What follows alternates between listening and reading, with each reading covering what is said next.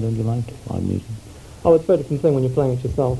I enjoy playing music a lot. I'm not so fond of... I think the problem with live music for me, there are two problems. One is I find the imperfections of a live sound a little depressing. I used to love going to see bands when I was a bit younger, actually. I used to go and see groups like The Nice, and that maybe brings the other reason why I don't like live music so much is because there aren't really that many people around who particularly excite me. I love live classical music, and if I see one or two groups that I like, I've seen live, that I like, you've got to like so many of the songs by a band in order to enjoy the concert. If you only like two songs or something, then you're waiting for those two songs to come up in a show. And when they come, it's often an anticlimax because they may not be the best live songs that they have anyhow. I suppose it's also got something to do with the acoustics of the places that rock bands play these days. And you've been touring quite a few places in the world. Are there anywhere in the world where they are sort of getting better places for bands like you acoustically as well? Well, it depends on the size of stadium you're playing things. I mean, in the States where we're playing mainly about stadiums upwards from 15,000 now, they have a whole selection of stadiums there. They're originally built for hockey, but a lot of them have in fact taken into account rock music, and particularly ones that are being built at the moment. I understand that one or two being built around the States now. They're considering them for concerts quite seriously now. And so we find the acoustics in the American halls is, in the main, pretty good. Because of the kind of staging we have, quite elaborate sort of light system and things, we tend to have to play rather biggish halls. And the problem in Europe we find, or particularly in France, is that the bigger halls tend to have terrible acoustics because they're really just agricultural halls, and they're not very good. In Germany it's a bit more like the States. They have one or two halls that are good. But yes, I mean, it's every time we play a theatre, we remember how nice it is to play. I mean, theatres are probably where we sound best. But then you have the problems about the big stages, whether they're big enough. Well, that, and in most countries in the world, also the audience thing. I mean, like we tend to do very, very few performances now with less than 5,000 people, and a great number over 10,000. And so, you find you have the choice of playing a nice theatre for 3 or 4 days in each city, and taking 5 years to do a tour, or doing the bigger places and actually getting around to playing to some people. And that seems to be a thing that make you jump over countries like Denmark, that you don't think they have capacity halls. Well, I don't know so much that. I think, I don't know about Denmark. I mean, it's not a very strong territory for us, I know. We don't really sell any records there. I'd say it's one of our weakest, in fact, in Western Europe. Which is a shame. I mean, it's nice, obviously we'd like to play. I don't really know, there may be technical reasons for playing Malmo rather than Copenhagen. I would have thought that one could easily have played Copenhagen. Well, it's a pity we're not. But I mean, in Scandinavia, I think overall is not very strong for us. There's this particular part of the tour. We expect smaller audiences, but I mean, that's fine for us. It's nice when you're playing to an audience, when you're trying to introduce an audience to your music to a greater extent. In a place like France or England or the States, most of the audience know all your music, and so kind of they tend to sort of like you before you've even played a note, and so you have nothing to prove in a way. Whereas in a country like this, where a lot of people presumably won't know us, you have the ability to kind of more like it was when we started playing in England or something. Don't you sort of times get bored when you don't have to prove yourself in any way? Well, I think the truth of it is that now, every show being quite big, you tend to find they're all an event.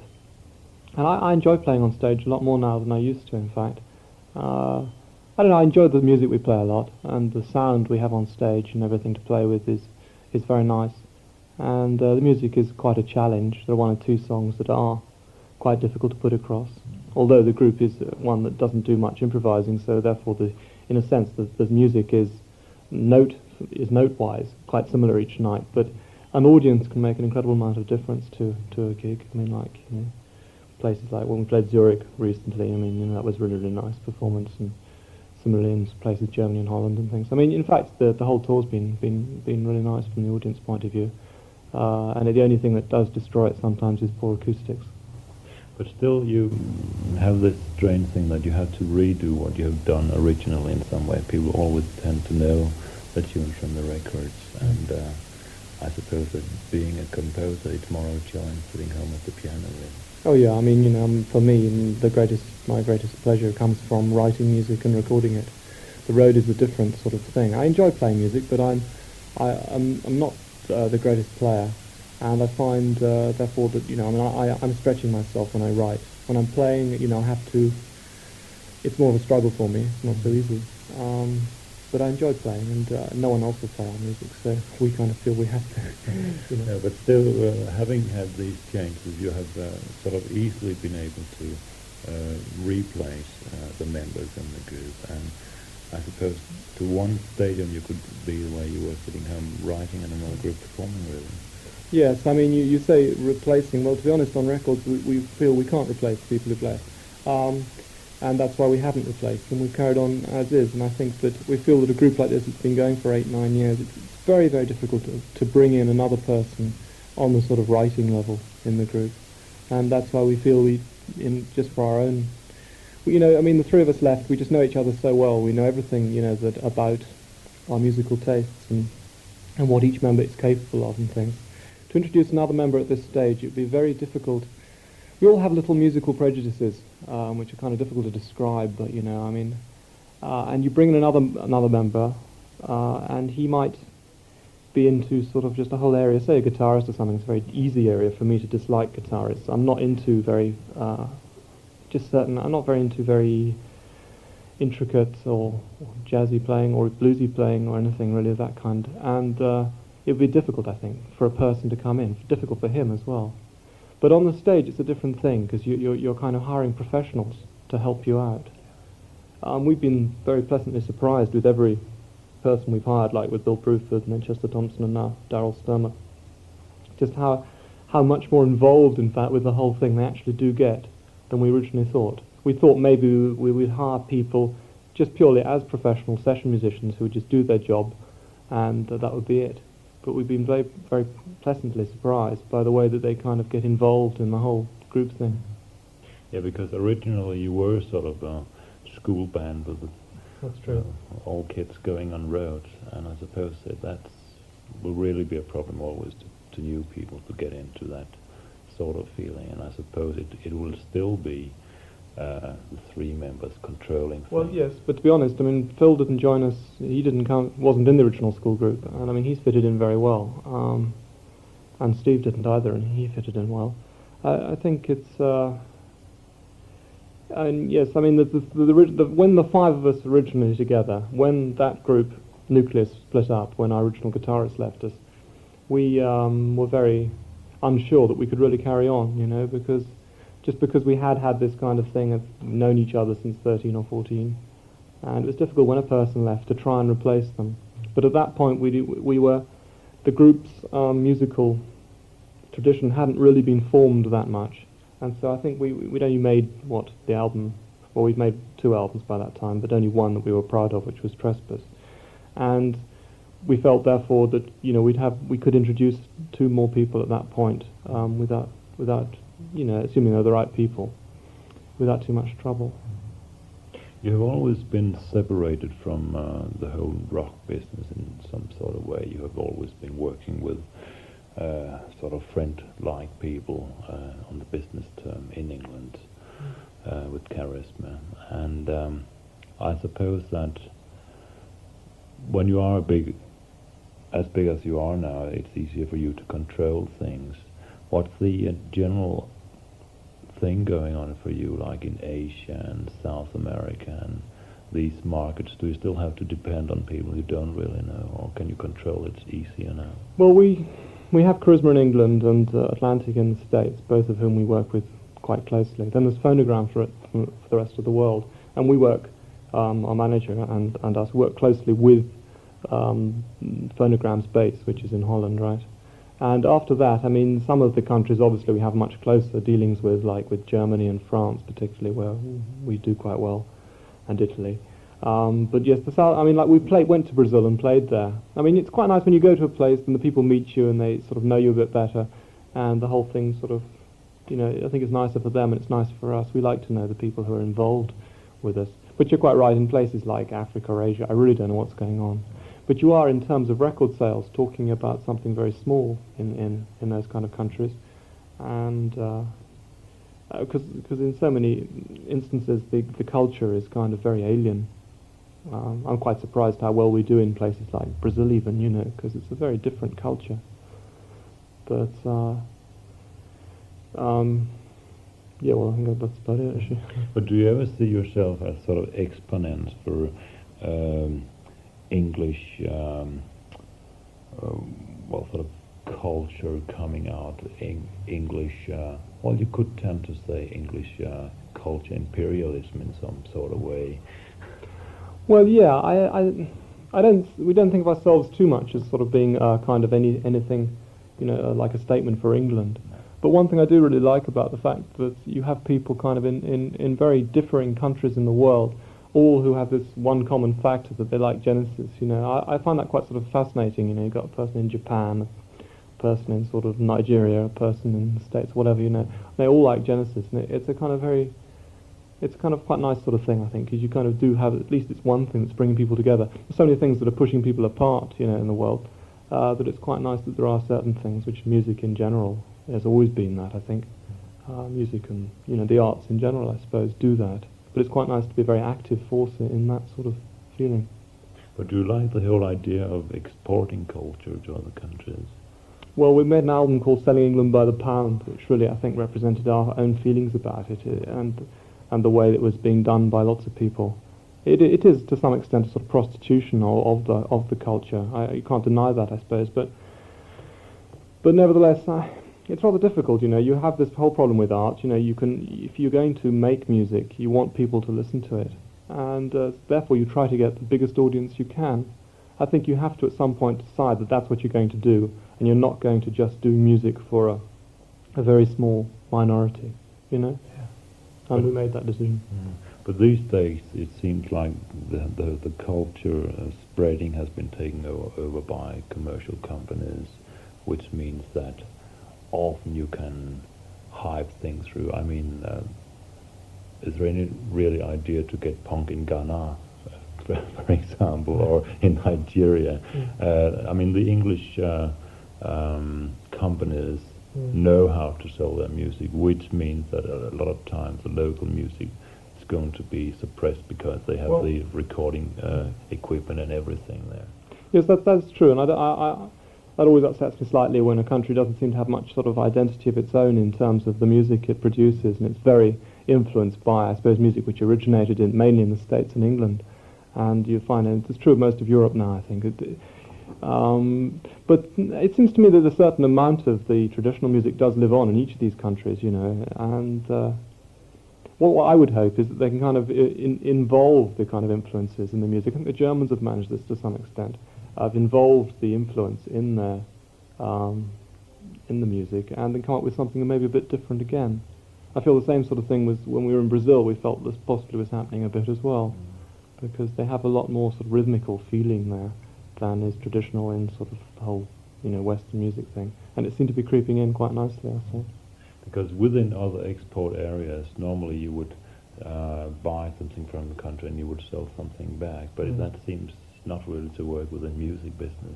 Well, no, but then I suppose if you talking in terms of Europe, I mean, classical music has originated much more out of, you know, Germany and Austria and all that, and you know, so in a sense it's reciprocal, but it's taken a few hundred years, you know, for it to sort of to do that. Yes, I think it is a pity that there isn't slightly more coming, but there are obviously there are certain continental groups and things who are kind of doing very well now in the world. One reason could also be that the American and the English medias tend to focus a lot on especially rock music, where there are obviously a lot of other art forms as well.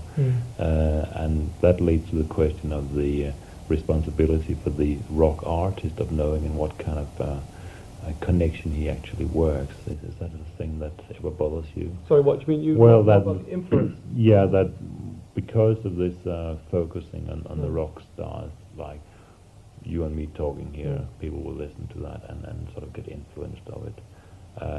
Does that ever give you nightmares that you sort of have responsibility of what you're saying and the attitudes of what you're doing on shows and so on. Yeah, well, I suppose there's something in that, but we're not a very political group. I tend to try and sort of stay out of making any kind of comments of that kind, because my own political feelings are so unformed, you know. I tend to kind of just sort of exist in the situation I find myself, which is a very passive sort of person in that way. Our music tends to be, it's basically escapist music, but the lyrical content is often quite, it does have quite strong sort of philosophical content, I think, which maybe is slightly less dangerous than sort of, we're not a very political, there's not much political statement in our music, or anything of that kind, or sociological sort of statements. But yes, I think groups do have quite a responsibility in that sense. They do have there is quite a lot of power in them. There's no doubt. I mean, you can see the influence it's had. But no one, I don't think, has really manipulated it in a kind of evil manner yet. And yet no one's really manipulated it in any way to do any particular good with it. But as I say, I think the general sort of good that's done just by the fact that you have lots of different people from different cultures all liking these sort of similar things, it is a factor that's bringing people together as opposed to pushing them apart. And I think we can do it with as many things of that kind as possible. You brought up the word escapism yourself, and then the question could be what people should actually use this escapism for. Well, I mean, my own, it's just the way I appreciate things as much as anything else. When I go and see a film, I like a film which really takes me out of my everyday life. I don't really want, if I'm sort of worried about some sort of problem or something, I like something that can make me totally forget about that. I'm not interested, I'm being too generalizing here, but I prefer things of that nature than things that make me think very much about my situation, Although obviously, some people would say that that's what's good and it's the other that's bad, but just my own personal things. I like music and films and books and everything else. I like to be lost in them and to totally forget about myself. I want to go a bit deeper into it so I don't misunderstand you or misquote you, because that could lead to sort of idea that you think that art should make people forget instead of... I would never say should, you see. I'm just saying how I personally like it, and this is the way I feel that Genesis music goes out to some extent. I would never make any statements about what should be or shouldn't be. I think there's been amazing things done in which have had sort of a lot to say and a lot of very close to reality and things, but just my own personal taste. It's not an area that I find I'm attracted to so much, though there are obvious exceptions, But you said you wanted it to work on you, so that you sort of forgot about the things. You actually don't want it to work inside you, so you use that kind of art form to change your situation. But you see, I think it does, but it's different, you see. That's why I like fiction very much. Fiction doesn't pretend to kind of be speaking to you and saying anything very definite, but nevertheless, some fiction books that I've read in my life, I reckon have had incredible influence on me. I don't know, books like, Sons and Lovers by D.H. Lawrence, and a book called Under the Volcano by Malcolm Lowry. There are many books I could go through, Dostoevsky, Charles Dickens and things. I find all these things influence me a great deal. And, it's quite subtle sometimes, but I can look back on things and think, God, yes, that really did, just a passage out of a book can have so much effect on what one thinks. But it's not kind of being preached at you. I don't like being preached to very much at all, and that's why I quite like it when it's something that, you pick up for yourself. What kind of things inspire you these days to compose new tunes? I don't know. I do just to write. I just sit down on the piano and just play around, and just till I come up with things that I enjoy. That's musically. Lyrically, I need a little more help because I'm not really such a natural. I find lyrics a little harder. I tend to find books help me a lot, influence me, and poetry and things. Well, I'm not very keen on poetry myself, but there are some poets I like. But musically, I think one's always influenced by anything that one hears. I don't think you can avoid it. And I think it's quite good to be listening to constantly different kinds of music all the time, which I do. And I think that influences me. But I can never sort of put my finger on really what it is. I just tend to write to please myself, The show that Genesis puts on now is quite a vast show with a lot of people involved. Do you see any end of this getting bigger and bigger shows? Well, yes, I'd quite like to. The shows aren't actually getting bigger and bigger. I'd say that there are in terms maybe of people involved slightly, but Since we did a show, the Lamb Lies Down on Broadway show, which was the last one I think we did in Copenhagen, in fact. That was our first really involved show. We'd kind of been building up to that. And the next show after that, although we had more lights, we in fact dropped a lot of the paraphernalia that we've been using. And I feel in some ways that the next show is a scaling down. And I think that these last three shows have all been kind of similar in the sense that they've all used lights as the main form of visual effects. But I'm quite keen to sort of think about losing a certain amount. It would also give us the option of playing one or two slightly smaller places, which I'd quite like to do. I don't know, I mean, we're thinking about in the coming years and the coming year to do rather less touring than we have done, but be slightly more choosy about where we do in fact end up by playing. Yeah, the reason that you have actually been touring that much the past years is that you finally made the break even, so you finally had a chance. Well, we broke even just about the time when Peter left us, in fact. It was just coincidence that. And since then, well, no, we've been concentrating a lot on the States, which is one area where we feel we could really do better than we are, in fact, doing in terms of record sales. And our concert attendance there, as I say, is amazing. But our record sales haven't quite matched that. We're not absolutely sure the reason for that, but and so we've been touring there a lot to try and sort of just to spread to the whole country, you know, because after we've been big in New York and LA and, you know, all the sort of centres in Chicago for a while now, but we don't sell many records in the South because they just don't know of us. And so we've been trying to concentrate more on the States and on some of the slightly smaller markets in the States, which has made us tour quite a lot, because in Europe we have only done sort of like, you know, about 4 or 5 weeks a year, although this year we might do slightly more than that. So most of the time has been spent in the States. Now that you say that you would probably do less touring in the future, that means obviously that you have been thinking a deal of the future, and I suppose you don't really see yourself as a touring rock star in 15 years' time. Well, I don't know, we've been touring on the road heavily now for about 8 years. The group has actually been going about 10 years. And there comes a point, you know, and you just want to sort of like do other things as well. Touring is such a incredibly, you're working 100% of the time, you know. I mean, you're in hotel rooms and things, which is not really what you want to be doing. And I think we just wanted to give ourselves more chance. I want to give myself more chance while I'm, you know, still got some sort of creative powers left in me to write, you know, because I'd like to write for other things other than just Genesis in my life. And I think we'd all just like to kind of just take it slightly easier, because it's a very insane kind of lifestyle. I think Genesis survived it better than a lot of groups. A lot of groups, I think, have prematurely aged through touring. I don't think Genesis has at all, because we've tried to keep it sort of interesting and fresh always. And we're not really, you know, well, we're not into sort of very high living, you know, we kind of take it quite easy, I think. And but I just would like to do other things, you know, there's many other things I'd like to do. Does that mean scoring as well, and writing for symphony orchestras? I don't know about writing for symphony orchestra. I have to build up slowly. I mean, I'd like to do a certain amount of work with films. I'd like to write for other people. I'd like to do more instrumental work than I've done. It you know, with orchestras, I mean, I'd love to use orchestras and things. I mean, as yet, I can write music, but it takes me a long time. If I was going to use an orchestra, I would get someone else. I would play the notes to them, you know, and get them to write it down, but I mean, I would do it other than that. But I don't know, specifically orchestra. I mean, it's something you know, you've got to build up to, you know. I understand rock music.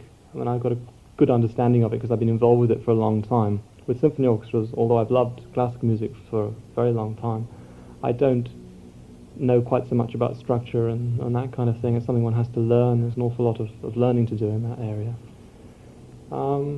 I don't know, really. You know, I think the first area I think that it might be possible for me and maybe Mike as well in the group to expand in is the film area, which we've tried a little bit, but I don't know really. You know, it's all very much open, but it's quite nice to have a few other things going at the same time. We never wanted to feel that we're not Genesis to be too confining for us, because we'd like to keep the band with the three of us going for quite a long time. And the best way of doing that, I think, is to give us all kind of options outside the group. Have you ever considered education things, like one could start up places where people could get educated to play like Genesis music, I don't know really. I mean, I think half the essence of rock music is a certain degree of spontaneity and untutoredness about the music. I think classical music has told you what you can do with very structured, tutored music. And the whole thing, one thing I always really loved about rock music is the fact that anyone, as long as they can just slam their hands on a piano, if they've got any kind of just performing or composing talent, they can make records and get an audience. You haven't got to sort of spend 8 hours a day just sort of getting your fingers so that they can move in the right directions and things. And I think that's a really good thing. I don't see why one has to be a brilliant player in order to be a successful kind of composer or whatever. You have now, I suppose, electric piano that more or less sounds like grand piano. Well, is that a step forward, do you feel? Well, yeah, I mean, I've got the Yamaha electric grand piano, which is basically a grand piano. It's this sort of grand piano in miniature. It's got strings and hammers and everything, just like an ordinary piano, but it has virtually no soundboard. Instead, you just have pickups over each of the things, each of the notes, and the final result sounds very, very like an ordinary grand piano, and yet you can put it through a PA. The old systems of sort of miking or putting pickups on existing grand pianos, for a variety of reasons, I think I've never really liked. I think some people toured with their own piano, and that's a better system, because you're relying on the kind of piano you're offered each night is one thing. The other thing about grand pianos is they're very bulky on stage. You've got to fit them somewhere. But the most important thing, I think, was that I never think they amplify very well. It's the same with any acoustic instrument. If you amplify them with microphones particularly, you tend to pick up a lot of percussive noise, and you get feedback, obviously, and just sort of general, rather unpleasant sound, I don't really like the sound of the piano too loud. But with pickups, just like with guitars, when you have pickups on a guitar, as opposed to microphones on a guitar, you can play much louder, and you get much less percussion. It sounds better. And I think it's the same with the piano. With the pickups, just give you the ability to play, and each string is individually pickup, so you get a really sort of rich sound out of it. I like it very much. With all these new instruments like polymooks and new pianos, and there's a certain amount of I can't really get the right word, but it tends to lead to young people think that they must have these new instruments, and they are very expensive. And it also seems that it could be the industry who actually know when a new instrument should be introduced, and not the musicians. Is that the way you feel it ever? Well, I don't know really. Yes, I mean, instruments are coming out. I mean, if they've got a market, they're going to produce them. I think for me, I love grand pianos. I've hardly written anything on anything other than the piano, apart from on acoustic guitar. Those are the only two instruments I really ever write on. I find it virtually impossible to write on these electronic instruments. It's just not. They're lovely for sort of colouring songs. I find it very difficult to have as a sort of basis for a song. But the thing about synthesizers at the moment is they're still very, very young. They're terribly crude instruments. Even things like polymooks are very crude.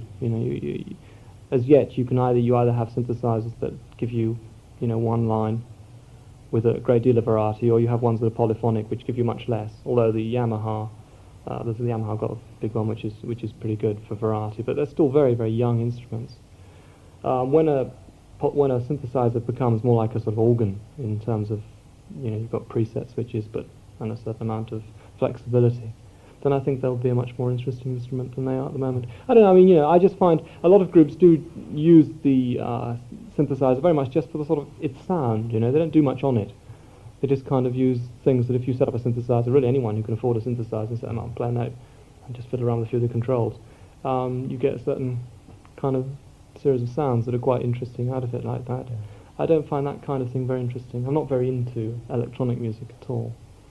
And so my use of synthesizer is purely as a kind of to orchestrate, to either imitate orchestral instruments or to kind of create new orchestral sounds. More equipment and more people, that also means more money, which tends to be that the prices of the concerts gets higher and higher, and like these concerts tonight, a lot of the tickets are about £8. They're really? I was told they were 20, 21 Well, 65 kronor, some of them. Is Is that a fair price for rock music? I don't think so at all, no. I didn't realise they were that high. We know very little about the actual cost of the ticket prices. I mean, to be honest, you know, I don't know, with the financial side, it doesn't really affect us that much. The actual cost of the tickets doesn't actually affect that much in the end, how much we earn and things. I mean, it is true, though, that we're no more expensive. For example, a group like us is no more expensive to go and see, in fact, than any other group, as far as I know. I mean, I don't know. You've mentioned something now that maybe I'm not telling the truth in this country. I don't know. But in the main, we're not. And yet our show costs an awful lot more to put on than most people's shows. So you will find that a group like this tends to run on a very low profit margin. We don't make all that much from tours at all. We make our money from record sales, and we rely on the concerts to promote the records, and that's where we get our money from. But I mean, some groups obviously do make an awful lot of money from shows because they have a very simple stage show. And our own feelings were that we just want to kind of reinvest the money that we get all the time back into the stage show to try and sort of give people what we consider the best entertainment. I mean, the alternative really is giving it to the British tax man, you know, which is a pretty sort of tedious alternative. So you might just as well do that. We earn quite enough money now, you know, to be able to do that. So I'm sad if the ticket prices are high. We try to make like with record prices and things like our live album, so that comes out, we tried really hard to keep the prices of that down, but certain record companies just won't do it, you know. You try your hardest, and they just won't do it. In England, we managed to keep it low. In the States, we kept it low. And in countries where we have direct sort of contact, we kept it low. But I don't know. And with ticket prices, well, I think that there is a slight problem, I suppose, in the place that we're playing a hall has a capacity of 3,000. As I say, really, you know, we need more people than that to make to break even on a date. I mean, a date like tonight will definitely make a loss. These 3 performances what we're doing in Scandinavia, and they'll be compensated for by profits made in Germany, particularly, where we do very well. You mentioned the idea of having concerts so you could promote the records. Yeah. Some people tend to think that records have sort of been too focused on media instead of live performance. The groups have to do an album, whether they really are into writing good material or not. And some people think that you should more go, well, not Genesis especially, but that the music should more live on a live basis. Well, there may be some truth in that, but it depends on the group. I mean, as I say, Genesis is a group of composers. You know, for us, that it would be pretty silly for us to just go on playing because we don't think that's where we're strongest. You know, it's much more the music, the writing. I think the thing that attracts composers to records is a bit like, you know, it's the record, in the other sense. Right. What, making records? Yeah. Yeah. I can't remember what I was saying. What was I saying? Well, it was actually about the touring situation, that it was better for you to sit home and write down. Well, yes, right. I mean, as I was saying, that records really are kind of a catalogue of what one has written, and it's what, in a sense, will kind of live on. Although I think of pop music as being a moderately contemporary art form, I don't know how much of it will actually be remembered for very long. There may be, obviously, be 1 or 2 things that exist, like kind of folk songs in the end, I suppose. And I think the influence, I think, of the kind of music that's being written today will live on, perhaps more so than the actual music itself. I think you're right in saying a lot of people do consider the live performance to be the main thing, and certainly, if you look back in history, I mean, I think, you know, the players and the playing of it was the most important thing, really, because you didn't have records. It is a difficult sort of thing. I think it is, though, for a composer and things, you can kind of really do exactly what you want on a record. You can use all the sort of gimmicks and fiddle around and piece things together in exactly how you want to. Whereas on stage, it's a much less perfect thing. I think both are very relevant things, to be honest. I think the records also reach a much wider audience. Is another reason for doing them, which, you know, you can't hope to play to everyone who's bought your records on a tour. But obviously the question is whether the record media is a different media and you use it different, or whether you just want to reproduce what you're doing live. And it seems like a lot of groups these days are actually doing albums without having the material or without even using the media itself. I think that's one, that focuses really on another problem, I think, of the rock music situation today, is that every group feels compelled to write its own material. And every guy who writes music feels compelled to be in a group. The situation wasn't like that 20 years ago. People used to have writers who'd stay at home writing, and performers who go out and perform, and you didn't have to be a great writer to be a performer. And I think that's a much better situation, in fact. You know, I don't think I should be out on the road touring, not just because I get fed up with it, but just because I'm not a natural performer.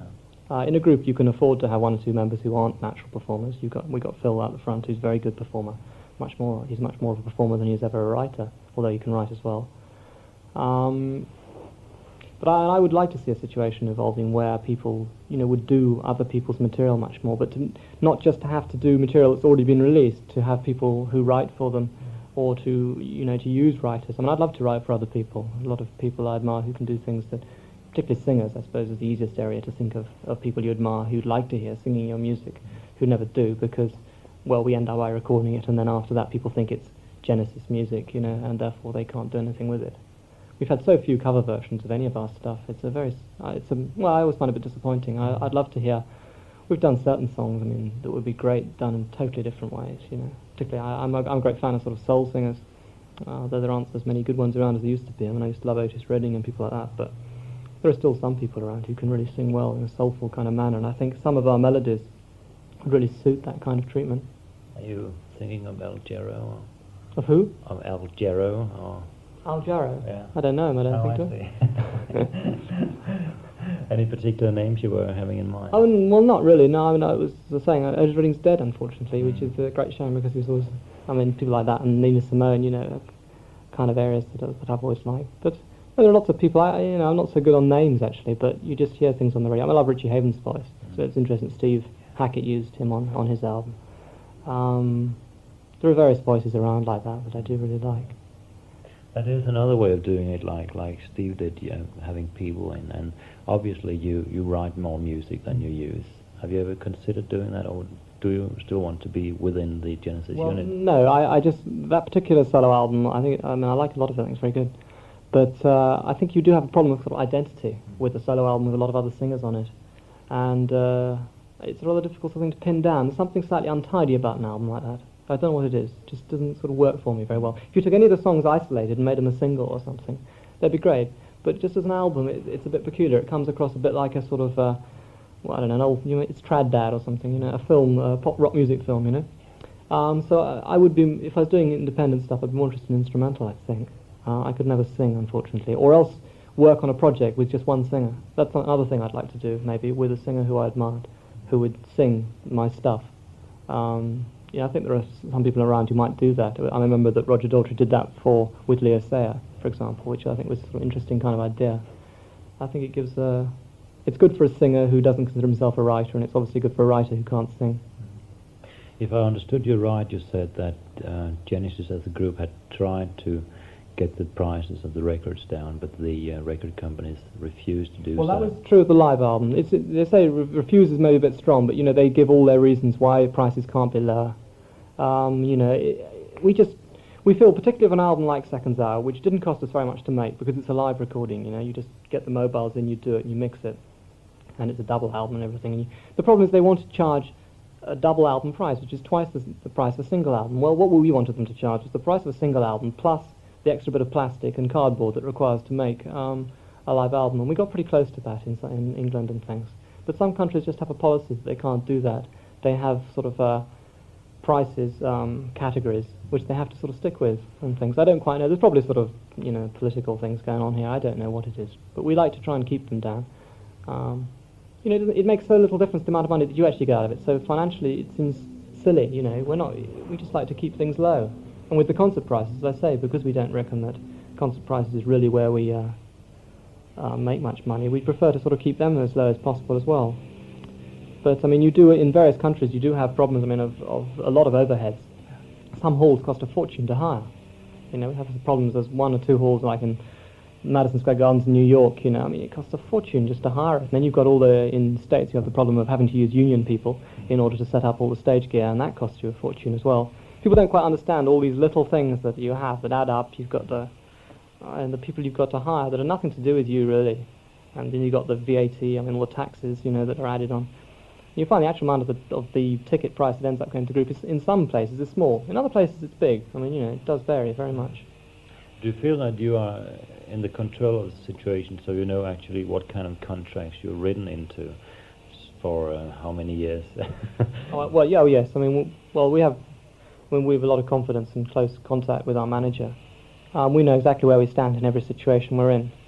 I mean, when we first came to this business 10 years ago, we signed a contract with a publisher, which was in fact a 10-year contract. Fortunately, we were only 17 at the time, and we were able to get out of the contract as being minors. And we signed a 1-year contract, which was quite fortunate. Otherwise, we'd only just have got out of that contract now. We would never have done anything that we've done up until then. We'd never had the opportunity because the contract was, we just got so little out of it, People will try and screw you, really. It's as simple as that. And you have to be on the lookout for that, I think, in this business. Has the business grown tougher in the 70s as a lot of other things, or is it just the same as when you started out? Well, it's not the same as when it started, as far as I'm concerned, but that's because I understand it now. I've been involved with it for a long time. I know a lot about it. So it's rather difficult for me to tell how much of it has actually changed or how much of it I've just gradually got to know about. The thing about rock music, music business, is that you have basically rather unbusiness-minded people involved in a business that does generate the most incredible amounts of money. And they're normally quite small companies, few people, talking in terms of a great deal of money. I mean, our cash flow is ridiculous, I mean, the amount of money we earn, the profits is tiny, if you like, but the actual amount of money we earn overall, the gross amount, is colossal. And if you add that up with record companies, big record companies and things, it's quite an interesting sort of thing, and it is getting more and more sophisticated. There's no doubt about that. I mean, people are getting more and more knowledgeable. Although you do get the new record companies can still start off, and they must still have a certain amount of naivety, I suppose, in terms of what's going on. But you always find there are big money men behind all these projects who do know what's going on. Obviously, the record companies and the managers should be servicing the musicians and not the other way around. Have you ever considered to use more time on the actual structure behind the group and then make less gigs, like starting out companies, or maybe start dealing with other groups and getting cooperation, like United Artists originally did in Hollywood? Well, yes. The only area which I'm interested in getting involved in would be is on the publishing side. That would give on the ability. It's the only company I'm interested in, so I can get hold of other people's songs maybe and do something with them. But other than that, I'm not really very interested in that. Business itself doesn't interest me very much.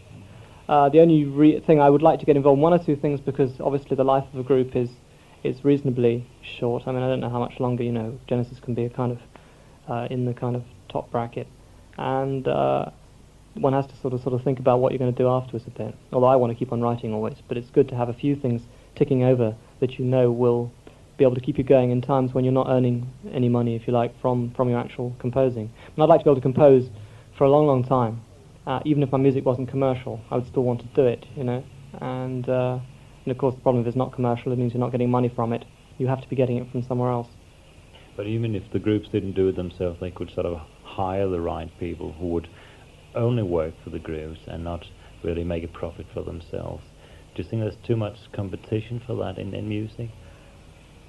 I'm not sure I quite understand. Well, if let's say 5 name groups got together, they could easily make a record company going, and they could probably set up their own distribution and so on. I mean, they didn't have to be in the offices themselves, but they could hire people, so the profit would go into the groups instead of some kind of people who are probably involved with potatoes as well. Well, yes, that's true to some extent, except that I don't think the record companies, in fact, have. I mean, the profits aren't quite what they were once. I mean, people like record companies and managers and everything. Their percentages are now much more realistic, and the groups do get a lot more out of them than they did before. I'm just kidding. Yeah. Anything to add to that? I don't know. But I said that I did have something else to say, but I can't remember for the life of me what it was. No. So. But in general, isn't it a dissatisfying situation? That I was just going to say actually that I think you find that most groups don't really want to be involved in the business side. It's as simple as that. They prefer to sort of hire people to do it. I mean, you had examples. I mean, there have been examples of that kind of thing happening in the films, right? United Artists was an example of that. I'm not sure in the end it doesn't end up being exactly the same thing. I mean, is United Artists really any different from any other thing now? It originally intended to be, but it's so difficult. You start finding out all the problems, and then you find out this kind of competition you're with, and then you start finding yourself adjusting it to be exactly the same as the people that other people. I don't really want to spend any time on the business side. I prefer just to write, and I'm quite content with the amount that I get out of it. I get more than enough, I think, and so I'm content with that. And you have never sort of been dissatisfied with the situation that other people should do things for you, though you actually didn't know what was going on all the time? Well, I mean, we keep a very good check on it. I mean, we have Tony Smith, who kind of is our manager, who actually does everything. But like anything important, I mean, he'll just talk about it with us, and in terms of where we tour and when we tour and how we tour and what sort of publicity things being done here and all that sort of thing. I mean, we tend to keep a very close hand on it. We try to sort of, we're kind of worried about the whole thing. There are certain things we don't want to get associated with, and we just try to sort of keep out of it, It's because everything reflects back on a group. If people are sort of like, if there's a bad sound at a concert, group gets blamed. If there's a breakdown, just because there happens to be a power cut in the city, group gets blamed. Whatever happens, the group gets blamed. And so you have to try and keep everything you can kind of so it's as acceptable as possible, and that's what we try and do. One of the reasons that the groups get blamed might as well be that a lot of groups don't really have things under control and are so separated from the audience and from the normal life, and they don't really know what's going on the basis. Yeah, well, they get blamed and they suffer for it, I think, because they don't keep a check on it. I think it's important to, but we've been quite lucky, I think, in the kind of people we've been involved with, with Charisma Records, who were a very young company when we first joined them, and we've been able to sort of keep quite a close sort of contact with them. I mean, they used to manage us as well. I mean, to be honest, financially they mismanaged us completely, but one did have that ability that you were kind of close to everything that happened, and I don't know. It's we haven't suffered too much from sort of the bad image that's come from things not of our own fault. I mean, just about everything that happens, at least if it's something that's bad, it's just about it probably is our fault. It is something to do with us. Whereas some groups have got to put up with an awful lot of problems that have arisen for things that have nothing to do with them at all, and that is a shame, I think. If we could end up by a bit more about the future, I suppose when you stop touring and go more into writing, you might just as well go into having your own studio at home and doing things there instead. To be honest, I'm not very fond of twiddling knobs. I'm actually a bit of a scientist in the sense that I was at university and things, and I read science and things, but I don't in fact enjoy very much doing things. I prefer to go to a good studio and do all that. That's not to say at home I don't like to experiment maybe with a tape recorder and just sort of putting things together, but it's not an area I particularly want to get into. I think it's very easy, particularly for keyboard players nowadays, to get sort of more into being an electronics person than an actual musician. There are certainly some players around who kind of are slightly more into the kind of fiddling around with their machines than they are into playing. I just, as I said, I like a grand piano best of all. I just like to hit it, and I'll let other people. I'm not very, when it comes to the studio. I mean, I know what I want, but it's quite difficult to know exactly how to get it. I'm not very good on sort of which particular, when you're talking in terms of tone controls, EQ, of where exactly what frequencies that you want to boost and things like that. And I can say, right, I want a bit sort of brighter, And if you've got a good engineer working with you, he'll do it, Whereas if I'm at home doing it myself and I would sort of experiment, I'd probably get to know it. But I'm not sure it's an area that there are some very good people around in studios and some very good studios. They're very expensive, mind you, but you do pay for, I think, a very good service as long as you go to good studios. Thank you very much.